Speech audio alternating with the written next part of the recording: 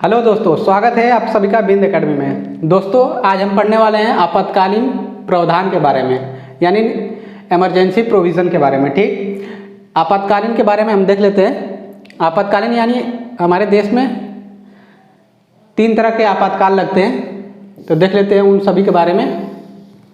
आपातकालीन प्रावधान यानी इमरजेंसी प्रोविज़न, तो इसमें पहला पॉइंट है अनुच्छेद 352 से 360 तक जो है आपातकाल के बारे में बताया गया है। ठीक, अनुच्छेद 352 से 360 तक जो है इमरजेंसी के बारे में बताया गया है, यानी आपातकाल के। फिर आगे आता है आपातकालीन स्थिति में जो केंद्र सरकार होती है, यानी सेंट्रल गवर्नमेंट होती है, उसके वो जो है वो सर्वशक्तिमान हो जाती है, यानी सबसे पावरफुल हो जाती है। जो सेंट्रल गवर्नमेंट होती है आपातकाल के समय वो सबसे ज़्यादा पावरफुल हो जाती है, और जो हमारे स्टेट के होते हैं, स्टेट गवर्नमेंट होती है, उसके अधीन आ जाते हैं, यानी केंद्र सरकार के अधीन आ जाते हैं, तथा सभी राज्य केंद्र सरकार के पूर्ण नियंत्रण में आ जाते हैं। ठीक है, जो केंद्र सरकार होती, जो राज्य सरकार होती है वो केंद्र सरकार के नियंत्रण में आ जाती है। फिर आगे देखते हैं संविधान में 3 प्रकार के, ठीक मैंने बताया जैसे 3 प्रकार के आपातकाल बताए गए हैं, यानी निर्दिष्ट किए गए हैं। देख लेते हैं कौन कौन से हैं 3 प्रकार के आपातकाल। तो पहला है राष्ट्रीय आपातकाल, यानी नेशनल इमरजेंसी। ये आर्टिकल 352 यानी अनुच्छेद 352 में आता है, और ये किस कारण लगाया जाता है वो देख लेते हैं। युद्ध, यानी जो वॉर होती है, एक कंट्री से दूसरे कंट्री जो होते हैं युद्ध, उसके कारण, या वहाँ आक्रमण के कारण, या फिर सशस्त्र विद्रोह के कारण। ठीक है, फिर हमारा अगला इमरजेंसी आती है राष्ट्रपति शासन, यानी जो प्रेसिडेंट रूल या फिर उसको गवर्नर रूल बोलते हैं, उसको बोलते हैं। तो राष्ट्रपति शासन यानी ये अनुच्छेद 356 में आता है। ठीक है, और ये किस लिए लगाया जाता है? राज्य में संवैधानिक तंत्र विफल हो जाने के कारण, यानी जो राज्य में संवैधानिक तंत्र होते हैं, जो जैसे कोई पार्टी रूल कर रही है वो सही से काम नहीं कर पा रही है, संवैधानिक तंत्र को सही से चला नहीं पा रही है, तो उस कारण जो है ये राष्ट्रपति शासन उस राज्य में लगाया जाएगा। अगर जैसे सेंट्रल गवर्नमेंट को लगता है कि किसी राज्य में वहाँ पे जो संवैधानिक तंत्र है वो विफल हो गया, वो सही रूप से यानी सुचारू रूप से काम नहीं कर रहा है, तो राष्ट्रपति शासन लगा देगा उस पर। ठीक है, फिर हमारा अगला आता है इमरजेंसी जो है वित्तीय आपातकाल। ठीक है, यानी फाइनेंस जो होती है वो वित्तीय आपातकाल। फिर ये आता है हमारा 360 में, अनुच्छेद 360 में आता है। और ये क्यों लगाया जाता है देख लेते हैं। भारत की वित्तीय स्थायित्व अथवा साख के खतरे के कारण अधिरोपित आपातकाल जो होती है वो लगा दिया जाता है। ठीक, तो अब देख लेते हैं इन तीनों जो हमने देखा,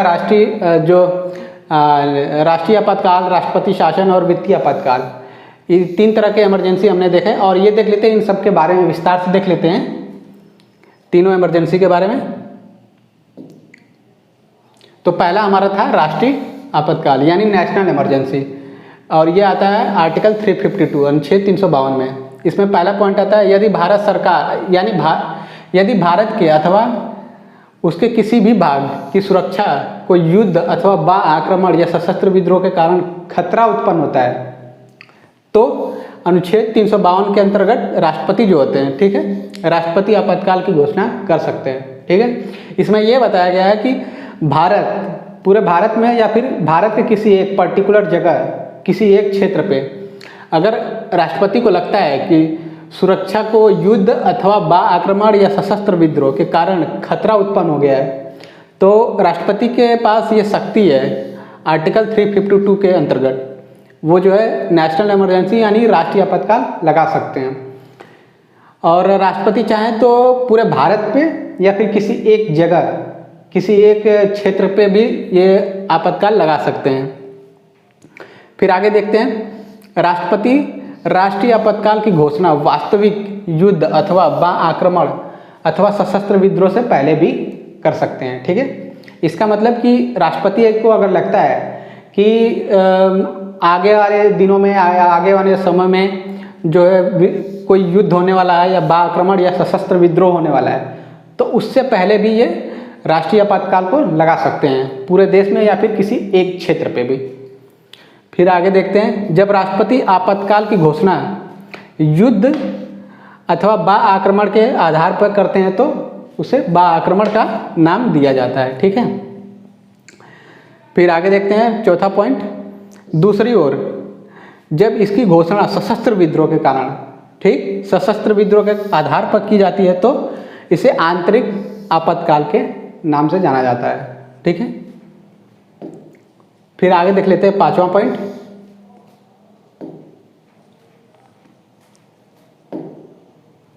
राष्ट्रीय आपातकाल की उद्घोषणा संपूर्ण देश, ठीक, जैसे मैंने बताया था पहले भी, पूरे देश में अथवा इसके केवल किसी एक क्षेत्र पर भी लागू हो सकती है, कि इस पूरे देश में भी लगा सकते हैं या फिर किसी एक क्षेत्र पर भी वो लगा सकते हैं।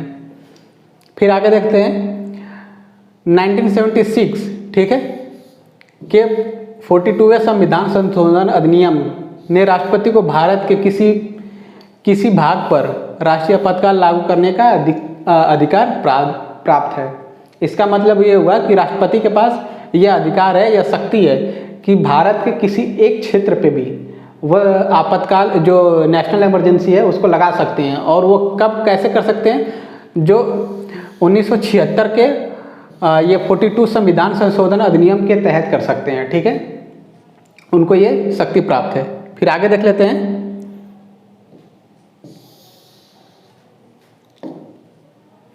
राष्ट्रपति आपातकाल की उद्घोषणा केवल मंत्रिमंडल की लिखित सिफारिश के बाद ही कर सकते हैं।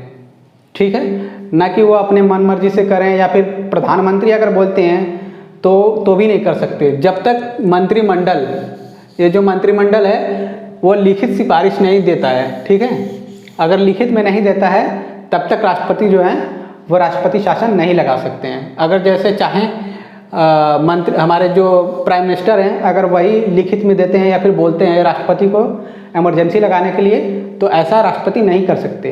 उनको जो है पूरे मंत्रिमंडल की सिफारिश चाहिए, लिखित सिफारिश चाहिए, ठीक, तभी वो कर सकते हैं। ऐसा एक बार हुआ था जब इंदिरा गांधी वो थी, प्राइम मिनिस्टर थी, तब उन्होंने ऐसा किया था।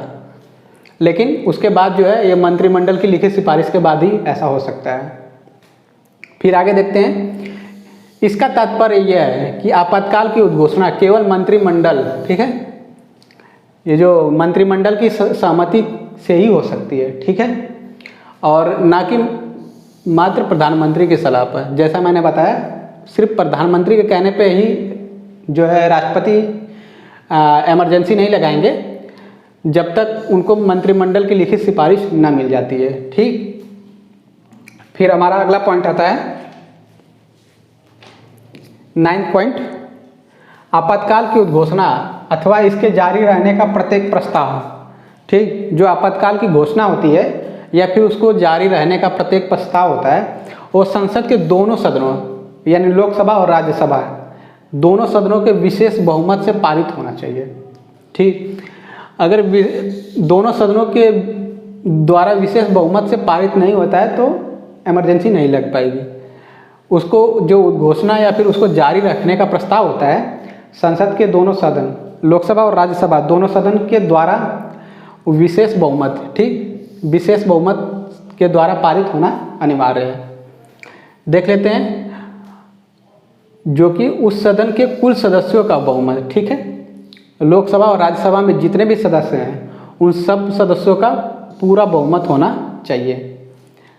और अगला पॉइंट है, उस सदन में उपस्थित तथा मतदान करने वाले सदस्यों का 2/3 बहुमत। ठीक है, इन सब का बहुमत विशेष बहुमत से पारित होना चाहिए। जो प्रस्ताव है वो पारित होना चाहिए, तभी इमरजेंसी लग सकती है।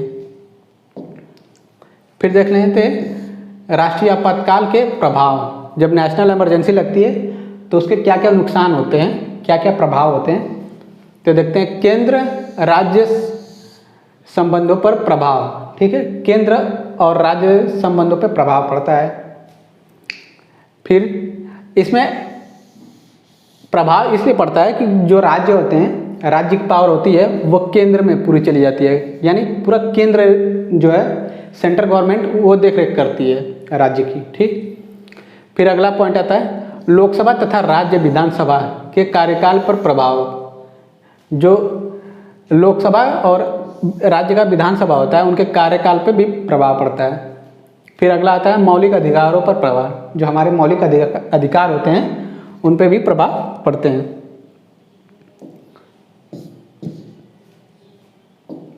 फिर आगे देखते हैं अब तक की गई ऐसी घोषणाएं। अब तक कब कब हमारी नेशनल इमरजेंसी जो है हमारे देश में लगी है वो देख लेते हैं। इस प्रकार की आपातकाल अभी तक 3 बार, ठीक, 3 बार। कब कब?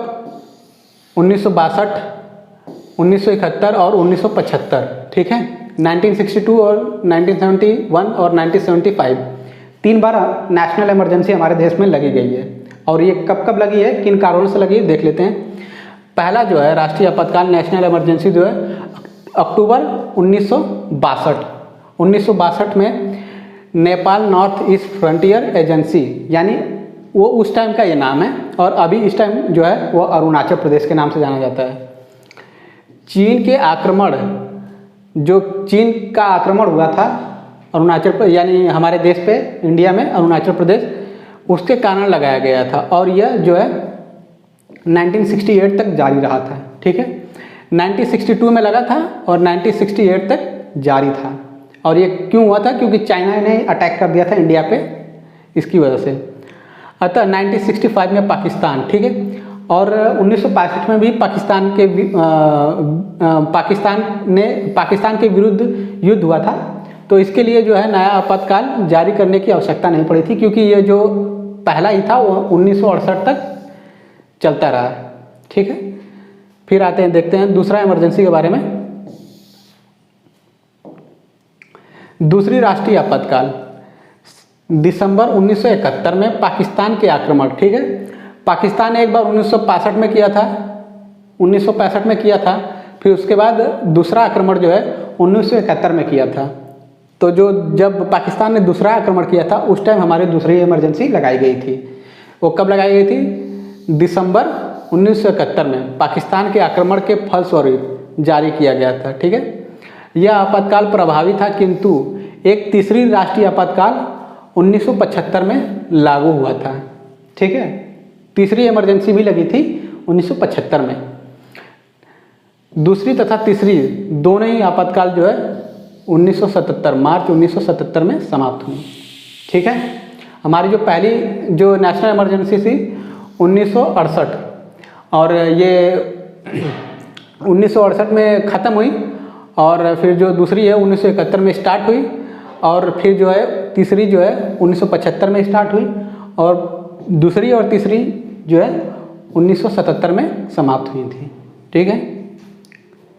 पहली 2 आपातकाल घोषणाएं, ठीक, 1962 और 1971 की जो नेशनल इमरजेंसी थी, पहली 2, ठीक, 1962 और 1971 वाली जो थी ये बा आक्रमण के आधार पर हुआ था, ठीक। बा आक्रमण यानी जो युद्ध के माहौल थे उस टाइम हुआ था।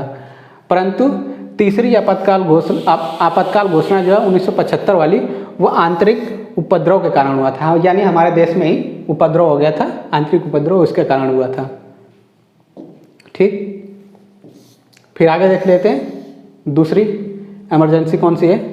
राष्ट्रपति शासन, ठीक। राष्ट्रपति शासन यानी प्रेसिडेंट रूल या फिर गवर्नर रूल इसको कहा जाता है। अनुच्छेद 356 के अंतर्गत आता है, ठीक। तो इसमें देख लेते हैं राष्ट्रपति शासन के बारे में देख लेते हैं। राज्य में संविधान तंत्र के विफल हो जाने पे, जैसा कि हमने पहले पढ़ा था राष्ट्रपति शासन क्यों लगता है, तो इसमें यही बताया गया राज्य में संविधान तंत्र के विफल हो जाने पर राज्य सरकार को अपने नियंत्रण में ले सकता है, ठीक है। जो राष्ट्रपति होते हैं वो अपने नियंत्रण में राज्य सरकार को ले लेते हैं। राज्य सरकार को जो है राज्य का जितना भी कारोबार होता है, कार्य करना, जितना भी शक्तियाँ होती हैं, जो भी शक्तियाँ हैं राज्य सरकार की, वो राष्ट्रपति के पास चली जाती हैं राष्ट्रपति शासन के दौरान, ठीक। फिर अगला पॉइंट है इसमें, इससे राज्य आपात या फिर संवैधानिक आपातकाल भी कहा जाता है। इसको जो है राज्य आपातकाल या फिर संवैधानिक आपातकाल के नाम से भी जाना जाता है राष्ट्रपति शासन को। फिर अगला पॉइंट आता है राष्ट्रपति शासन जो है 2 आधारों पर घोषित किया जाता है। वो कौन कौन से आधार है देख लेते हैं। राष्ट्रपति शासन जो है 2 आधारों पे होता है। एक तो 356 आर्टिकल में 356 में खुद बताया गया है, ठीक है, तो वो देख लेते हैं। आर्टिकल 356 में ये बताया गया है कि राष्ट्रपति को घोषणा जारी करने का अधिकार देता है। जो अनुच्छेद 356 है, आर्टिकल 356, वह राष्ट्रपति को अधिकार देता है कि वह घोषणा जारी कर सकते हैं यदि वह आश्वस्त हैं कि यह स्थिति आ गई है कि राज्य सरकार जो है संविधान के प्रावधानों के अनुरूप नहीं चल पा रही है, ठीक है। अगर राष्ट्रपति को ऐसा लगता है कि जो राज्य सरकार है संविधान के प्रावधानों के अनुसार यानी संविधान के अनुरूप काम नहीं कर पा रही है राज्य सरकार, तो 356 आर्टिकल 356 के अंतर्गत राष्ट्रपति को यह शक्ति प्रदान होती है, शक्ति है उनके पास कि जो है राष्ट्रपति शासन लगा सकते हैं उस राज्य पे, ठीक। और दूसरा वाला देख लेते हैं, जो दूसरा आधार है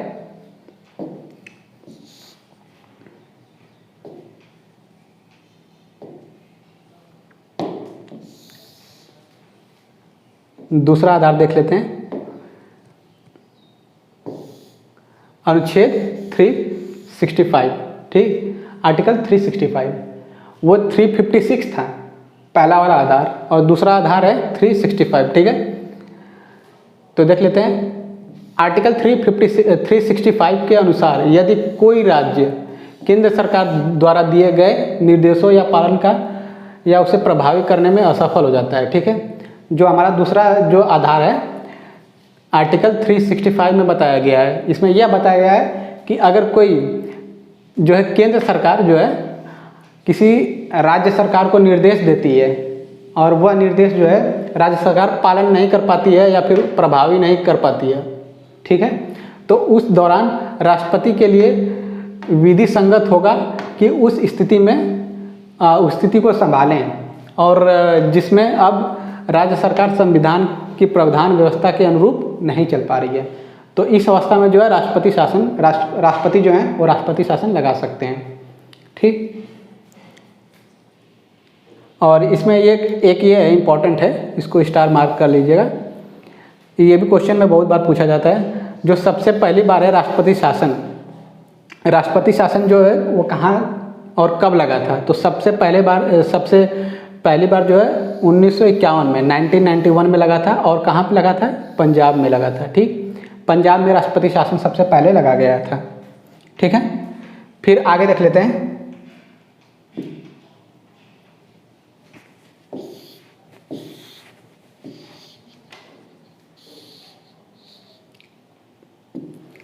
राष्ट्रपति शासन के परिणाम, ठीक। जो प्रेसिडेंट रूल होता है इसके क्या क्या परिणाम होते हैं वो देख लेते हैं। राष्ट्रपति राज्य सरकार के कार्य अपने हाथों में ले सकता है, ठीक। जो राष्ट्रपति होते हैं वो राज्य सरकार के जितने भी कार्य होते हैं वो अपने हाथों में ले सकते हैं, अपने अधीन ले सकते हैं और उसे राज्यपाल तथा अन्य कार्यकारी अधिकारियों की शक्ति प्राप्त हो जाती है, ठीक है। जो राज्यपाल होते हैं या फिर जितने भी कार्यकारी अधिकारी होते हैं उन सब की शक्तियाँ जो है राष्ट्रपति के अंदर आ जाती हैं, यानी राष्ट्रपति पूरा शासन करते हैं। अगला पॉइंट है राष्ट्रपति घोषणा कर सकता है कि राष्ट्रपति ये भी घोषणा कर सकते हैं कि संसद राज्य विधायिका की शक्तियों का प्रयोग करे। जो संसद होती है यानी पार्लियामेंट, वह राज्य विधायिका यानी स्टेट लेजिस्लेचर की जो जितनी भी शक्तियाँ हैं वह पूरी संसद के पास चली जाएगी, संसद उसको संभालेगा, ठीक है।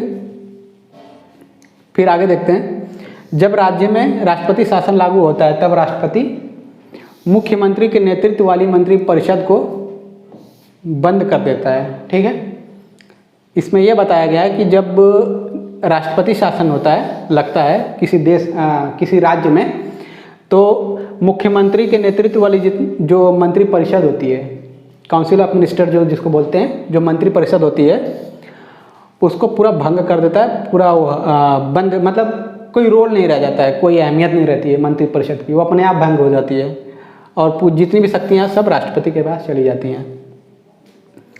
फिर अगला पॉइंट आता है राज्य का राज्यपाल, जो उस राज्य का राज्यपाल है जहाँ पे इमरजेंसी लगी हुई है, राष्ट्रपति शासन लगा हुआ है, उस राज्य का राज्यपाल राष्ट्रपति के नाम पर राज्य सचिव की सहायता से, ठीक है, राज्य सचिव की सहायता से अथवा राष्ट्रपति द्वारा किसी व्यक्ति जो नियुक्त किया गया है, राष्ट्रपति द्वारा नियुक्त किसी सलाहकार की सहायता से राज्य पर प्रशासन करता है।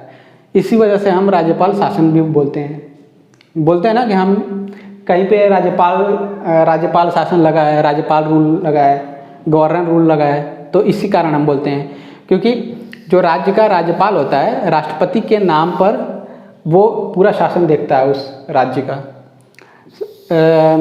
राज्य सचिव की सहायता अथवा राष्ट्रपति द्वारा नियुक्त किसी व्यक्ति सलाहकार की सहायता से राज्य पर प्रशासन करता है, जो राज्यपाल होता है, गवर्नर होते हैं।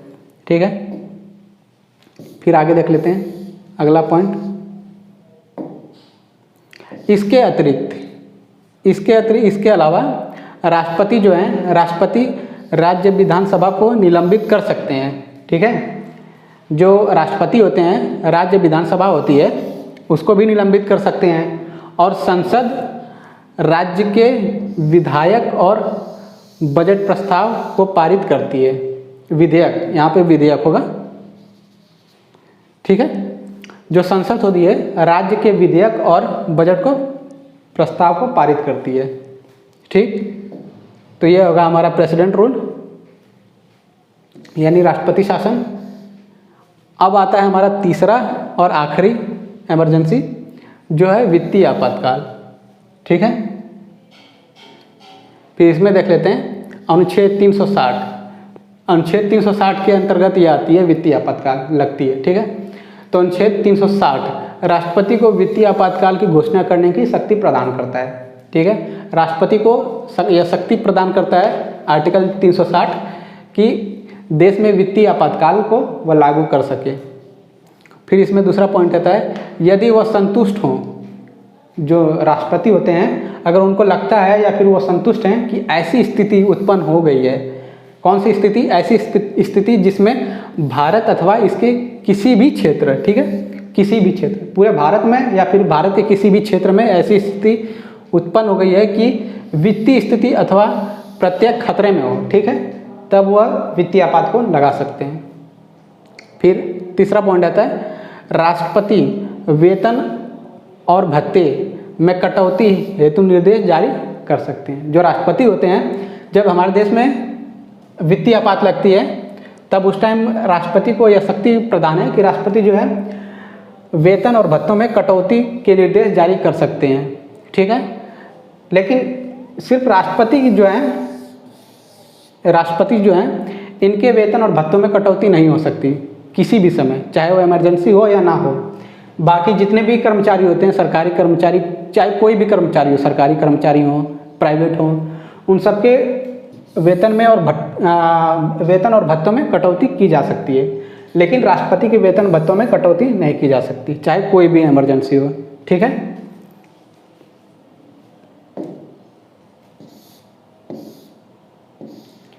तो बस आज की क्लास के लिए इतना ही दोस्तों। उम्मीद करता हूँ कि ये जो इमरजेंसी है, हमारे देश की 3 इमरजेंसी, इन सब तीनों इमरजेंसियों के बारे में आपको अच्छा ज्ञान मिला हो, आपको अच्छे से पता चला हो इन सब इमरजेंसी के बारे में। तो अगर आपको यह वीडियो, ये लेक्चर अगर पसंद आया हो तो आप हमारे वीडियो को लाइक करिए और इसको शेयर करिए, दूसरों तक इस वीडियो को फैलाइए, ताकि उनको भी पता चले हमारे देश में कितनी तरह की इमरजेंसी होती है और ये क्यों लगाई जाती है और कब कब लगी हुई हैं ये।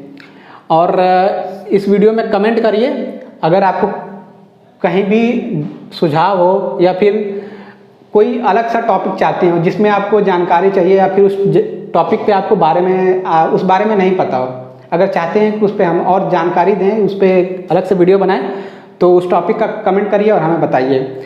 और हमारे चैनल से अगर नहीं जुड़े हैं तो हमारे बिंद एकेडमी, इसको सब्सक्राइब करिए और जुड़े रहिए, क्योंकि हम आपके लिए और भी अच्छी से अच्छी क्लासेस लाने वाले हैं और उम्मीद करते रहेंगे कि आपको बेहतर से बेहतर क्लास देने का प्रयास करते रहें। धन्यवाद।